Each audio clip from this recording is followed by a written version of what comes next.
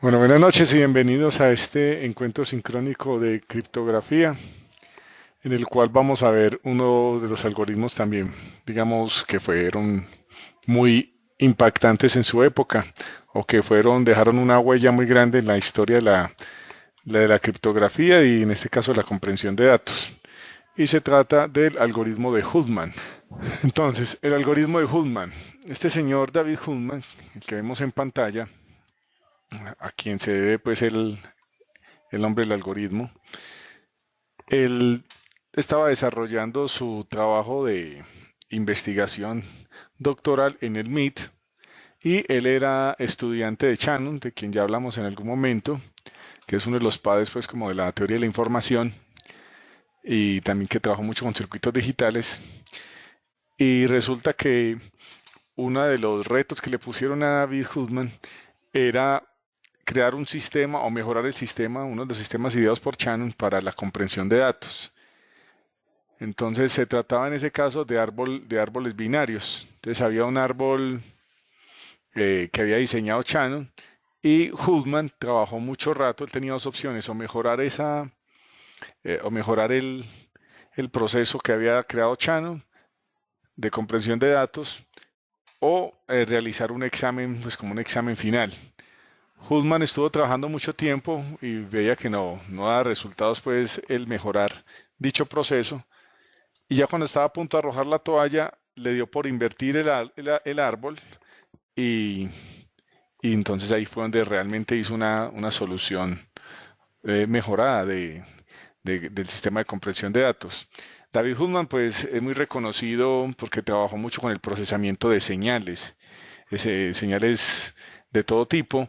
Incluso por eso es tan importante el algoritmo de Huffman, porque se aplica a todo tipo de tratamiento de señales. Se pueden convertir imágenes, se pueden convertir ondas, inclusive él trabajaba con el procesamiento de estas señales de radar. Y esto se aplica entonces a todo. Este algoritmo de él se aplica inclusive eh, a ondas de televisión, a transmitir señales, digamos, con calidad, pero comprimidas. De ahí viene, digamos, la importancia de este algoritmo. Ok, entonces vamos a ver su funcionamiento. Entonces aquí tenemos una cadena de texto con mi nombre y tenemos que cada letra ocupa exactamente un byte, es decir, 8 bits. Yo utilizo el Excel porque el Excel me permite a mí representar bits de una forma, digamos, muy visual. Cada casillita, cada celda, si ustedes observan aquí, cada celdita es como si ocupara, si fuera un bit. Entonces, de esta forma puedo representar gráficamente cómo se procesa una cadena a nivel binario, que es lo que vamos a ver acá con el algoritmo de Huffman. Entonces, nosotros vemos acá que esta cadena tiene 9 letras, pues mi nombre tiene 9 letras. Ok, este es, digamos, como la forma como se almacena la cadena, digamos, en un dispositivo de almacenamiento, ¿cierto? En una unidad magnética, donde cada letra, decimos, está ocupando un byte y cada letra, pues cada byte lo componen 8 bits, por lo tanto aquí tenemos 72 bits. Muy bien. Entonces, aquí en la parte inferior he colocado cada uno de los pasos del algoritmo de Huffman de una forma, digamos, gráfica para que ustedes lo vayan entendiendo en su paso a paso cómo es que él trabaja. Entonces, tenemos la cadena inicial y ya vimos cuántos bits ocupa. Ahora vamos al siguiente paso. Entonces, lo primero que hay que hacer, o lo primero que yo hice en este caso, es colorear, pues lo hice como a modo pedagógico, colorear un poco cada letra o cada carácter para ver como visualmente cuáles son los colores que se están repitiendo, es decir, cuáles son los caracteres que se están repitiendo. Al añadirle el mismo color, pues obviamente a la misma letra va a aparecer las veces que se está repitiendo, va a ser visualmente más claro. Entonces aquí ya empezamos a aplicar el algoritmo de Huffman y lo primero que se hace es crear una tabla de frecuencias. Entendiéndose frecuencias por el número de veces que se repite un carácter o una letra dentro de una cadena. Obviamente, entre más se repita una letra, va a ser mejor el sistema de comprensión de datos. Pero entonces acá, de una forma muy simple, lo que hemos visto es que hay dos letras que se están repitiendo, lo cual es la letra A y la letra E. respectivamente.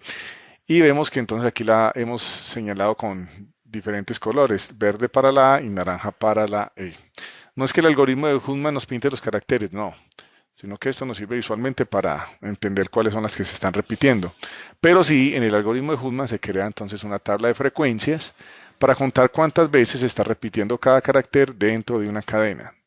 Una vez que tengo esa tabla de frecuencias, pasamos a ordenar dichas frecuencias. Es decir, los datos que más se repiten o los caracteres que más se repiten los estamos colocando a la derecha de la cadena, ¿cierto?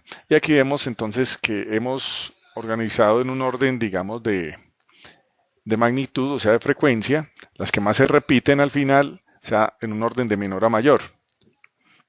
Entonces aquí tenemos como las letras pues ya sin estarse repitiendo, pero todavía tengo la misma cantidad, es decir, no he hecho nada más.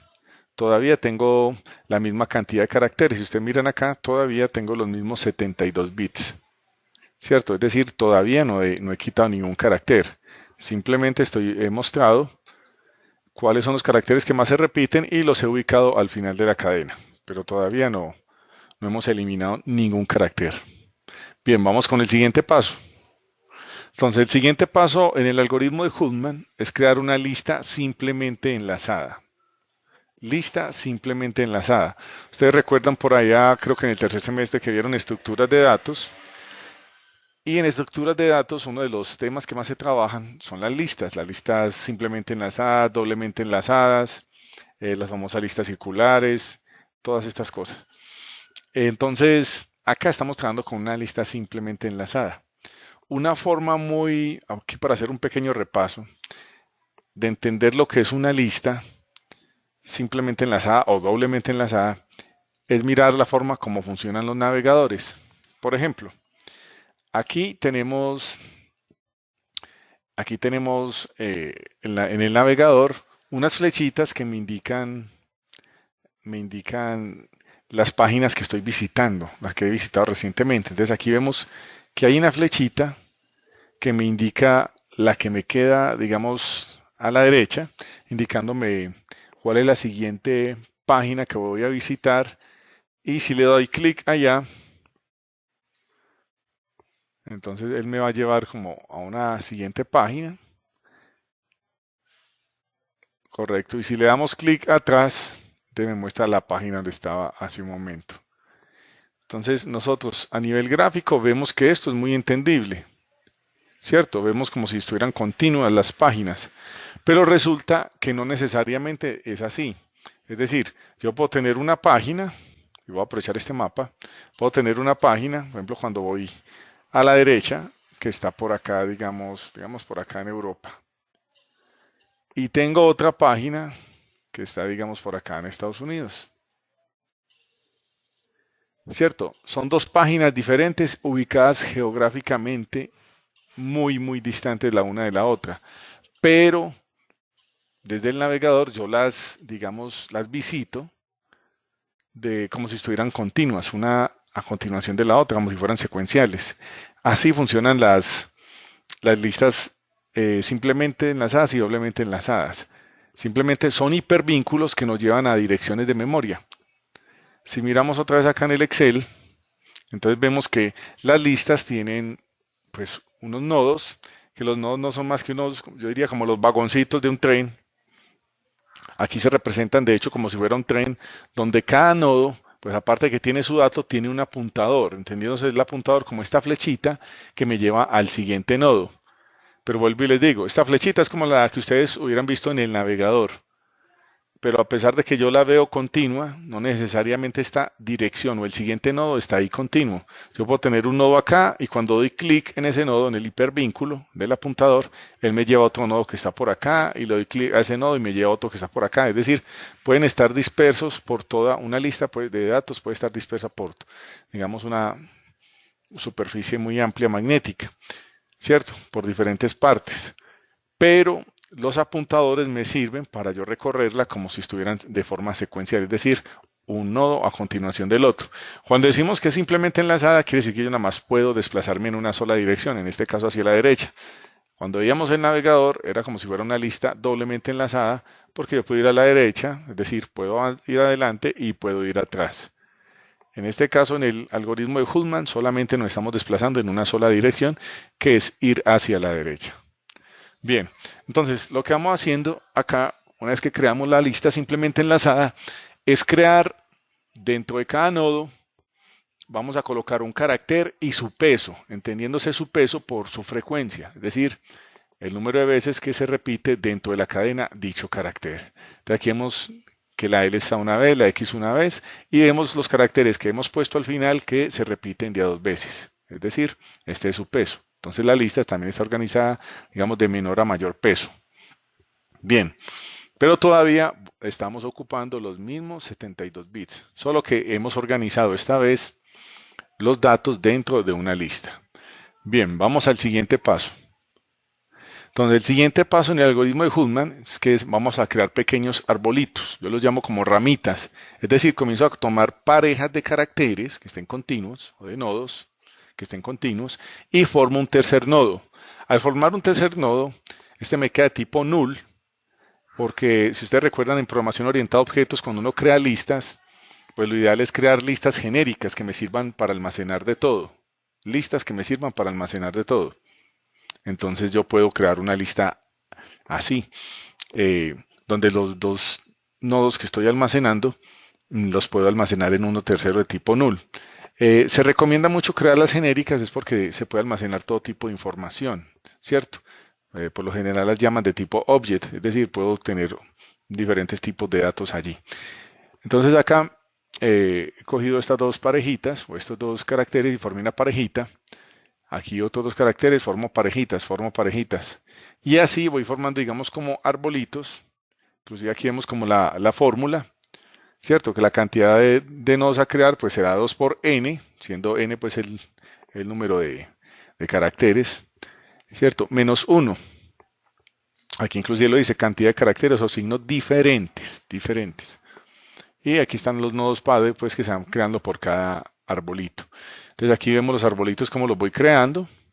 Por ejemplo, aquí me quedó este con un peso de 3 porque cogí, obviamente ya tenía una parejita, entonces me quedó uno, digamos, aparte y lo fui uniendo. Entonces acá ya me quedó un árbol de 5 y al final me queda un árbol con 9 nodos. Estos árboles son muy parecidos a algunas páginas que uno visita y aparece algo así como mapa de navegación y uno le da clic y se despliega, pues como todos los sitios que uno puede visitar. Es muy similar esa forma como se representa un árbol. Y los árboles binarios, como decimos, entonces en este caso la raíz está arriba y las ramas van hacia abajo, apuntan hacia abajo. Bien, una vez que tengo este arbolito, que es el arbolito binario, donde vemos pues que quedó almacenado todos los caracteres cada uno dentro de un nodo y se han formado parejas y a su vez todo ha quedado dentro de un gran nodo con un peso de 9.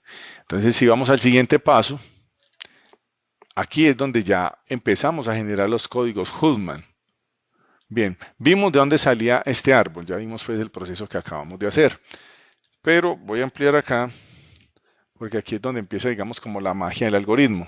Entonces, una vez que tenemos ese árbol que nos quedó con un peso de 9, ¿cierto? Que son los 9, pues representan los 9 caracteres de la cadena que deseamos comprimir y cifrar. Entonces se asignan ceros a todo lo que queda en la parte de la izquierda y unos a todo lo que queda en la parte de la derecha. ¿Esto por qué? Porque así podemos crear los códigos Hullman. Por ejemplo, si ustedes miran acá, vemos que la letra L le corresponde el código Hullman 000. Ustedes dirán, bueno, ¿y ese código cómo fue que lo generamos? Entonces, si ustedes miran, yo me voy yendo como por toda la ruta que me van señalando las flechas. Entonces, para llegar desde la raíz, que estoy acá, para llegar a la letra L que está acá, entonces me voy yendo por la ruta. Cojo por la izquierda 0, 0 y 0. Y así vemos de dónde salió este código Hullman que vemos acá. Cojamos cualquier letra al azar, por ejemplo la D. Bueno, yo aquí sí, es la letra que está aquí. Entonces partimos desde la raíz y tenemos 1, ¿cierto? Luego tenemos el 0 y luego tenemos el 1 otra vez. De modo que nos queda 101, que es la letra que vemos acá. Cojamos la última, la A que está completamente a la derecha. Partimos desde la raíz y tenemos 1, 1, 1. Y de este modo nos queda el código Hullman para cada carácter, para cada letra. Esto se representa a nivel binario. Por eso ustedes ven que si concateno todos estos caracteres, ya la cadena que veíamos ha quedado cifrada. En este momento ha quedado cifrada. Y vamos a ver cómo se hace la comprensión. Entonces acá está esa cadena original que habíamos visto, Alexander, representada en binario, ¿cierto? De acuerdo a estas direcciones de los códigos Hullman. Bien, entonces vamos a observar cómo es que comprime, o sea, porque decimos que ocupa tan poco espacio. Entonces, vámonos para acá, espérenme, yo amplío esto aquí un poquitico.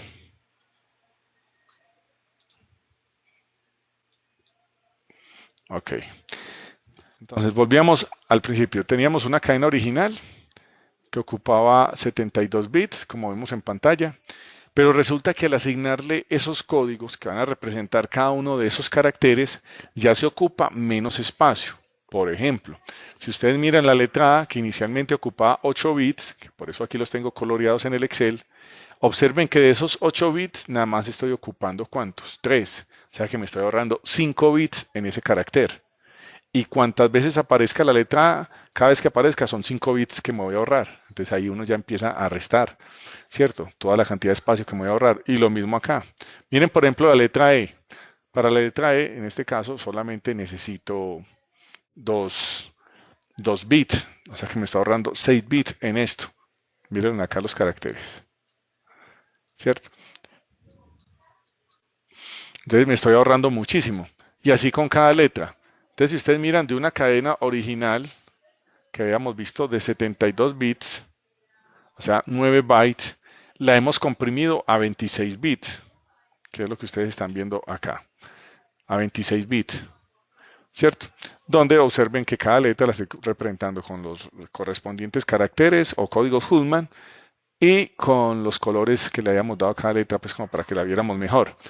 Por supuesto, se requieren 4 bytes para almacenar la cadena, ya que ustedes saben que esto trabaja con un sistema octal, cuando se almacena, si ustedes leen, por ejemplo, sobre los clusters, cómo se almacena la información, por ejemplo, en los discos duros y todo esto, entonces, él no puede utilizar solo 26 bits, ¿cierto? Entonces, él necesita eh, convertirlo a bytes, obviamente, que es las unidades pues, de almacenamiento. Entonces, 8 por 4, 32. Entonces son 32 bits los que él va a necesitar, de los cuales realmente la información está ocupada en 26 o está ocupando 26 bits. Pero por ser en un sistema octal, entonces uno no puede decir que él vaya a utilizar 3 bytes y medio. No, pues utiliza los 4. Así este espacio de acá se esté, digamos, entre comillas, desperdiciando, pero no es, pues no es lo mismo de pasar de 72 bits, ¿cierto? A 32 bits. O sea, de entrada nos estamos ahorrando muchísimo, ¿cierto? Nos hemos ahorrado pues 5 bytes. De 9 bytes que teníamos inicialmente nos hemos ahorrado 5, lo cual pues realmente es un porcentaje bastante importante. Lo que ustedes ven en la parte inferior es el famoso algoritmo de Hullman canónico. ¿Qué quiere decir esto? Resulta que algunos investigadores posteriormente fueron mejorando este algoritmo para que, digamos, se representara y se optimizara mejor la memoria y la comprensión de los datos y crearon el famoso algoritmo de Hullman canónico, el cual yo no lo explico acá porque dejo que ustedes lo utilicen como para los que quieran hacerlo como práctica, el algoritmo de Hullman canónico. Pero también quiero mostrarles funcionando este mismo algoritmo que lo acabo de explicar en el Excel de una forma gráfica, lo vamos a ver trabajando en Java. Ok, entonces acá tengo el algoritmo de Hullman, el cual pues aquí he creado el árbol, he creado la lista, lo que ya habíamos visto, hemos creado pues tiene sus nodos, ¿cierto? Tenemos el main con el que ejecutamos la aplicación y inclusive comenté aquí pues todo el código, pero es eso, vamos a verlo funcionando más bien para que ustedes ya lo observen que el mismo proceso que estoy realizando en el Excel lo voy a realizar acá. Entonces aquí vamos a escribir Alexander, que es la misma cadena que les estaba mostrando allá. Y observen, voy a ampliar acá la consola, que exactamente he hecho lo mismo.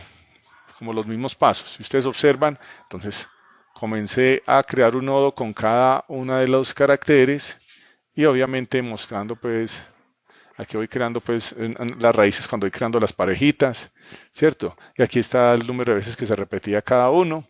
Cuando vamos creando los nodos que van quedando de tipo null, por eso vemos aquí que aparecen los pesos y nosotros vamos viendo que algo aquí queda como si estuviera en blanco, pero son los que son de tipo null, hasta que finalmente entonces se van generando las rutas o los caminos, en este caso los códigos Hullman, para cada uno de los caracteres, es decir, cómo quedó representado cada carácter, ¿cierto? Y finalmente esta cadena original, cómo queda representada acá. Aquí está en este momento cifrada. Porque ustedes me dirán, ah, pero venga, es que aquí este tiene 9 caracteres, pero yo a este le veo como 16 o más. No, recuerden que es que esto se representa a nivel binario. Yo aquí lo estoy representando es con código Hullman, pero esto se interpreta a nivel binario, ¿cierto?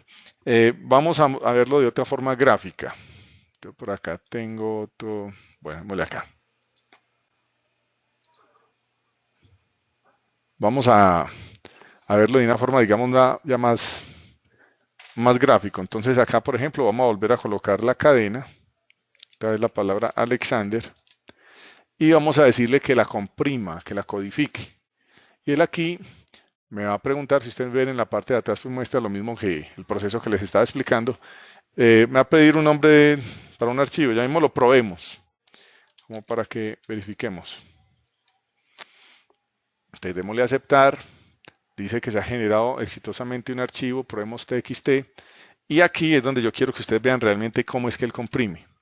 Entonces, acá vemos que estos eran los códigos Hullman con las rutas o las direcciones para cada carácter, y cuando él lo representa a nivel binario, entonces la tabla ASCII del sistema operativo pues trata de asignarle caracteres a eso. O sea que digamos que en estos 3 caracteres, por decirlo aquí, estaría representado todo el mensaje que yo había escrito acá inicialmente en estos caracteres. Voy a abrir el archivo en este caso está en la misma ruta del proyecto, el que acabamos de llamar probemos. Y cuando yo lo abro, entonces me aparecen unos caracteres raros indicando que la información está comprimida, codificada. Obviamente cuando nosotros la abrimos así, ¿cierto? Vamos a ver unos caracteres raros, de acuerdo a la tabla ASCII, lo que les había dicho. Démosle ahora decodificar a ver qué nos sale, ¿cierto? Limpiemos acá.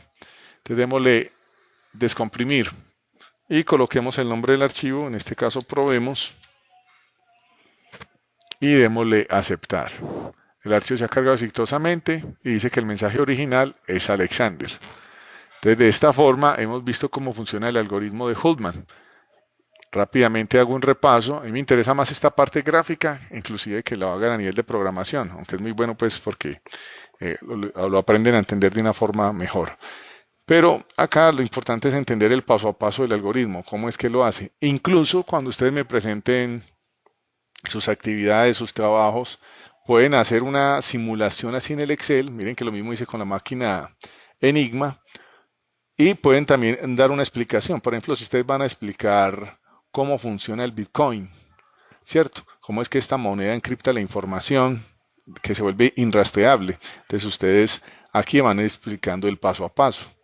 Y en cada hojita pueden ir explicando parte del proceso, desde recibir una cadena inicial hasta llegar a un sistema de cifrado final, que fue todo el proceso que sufrió esta cadena hasta llegar ahí desde el inicio.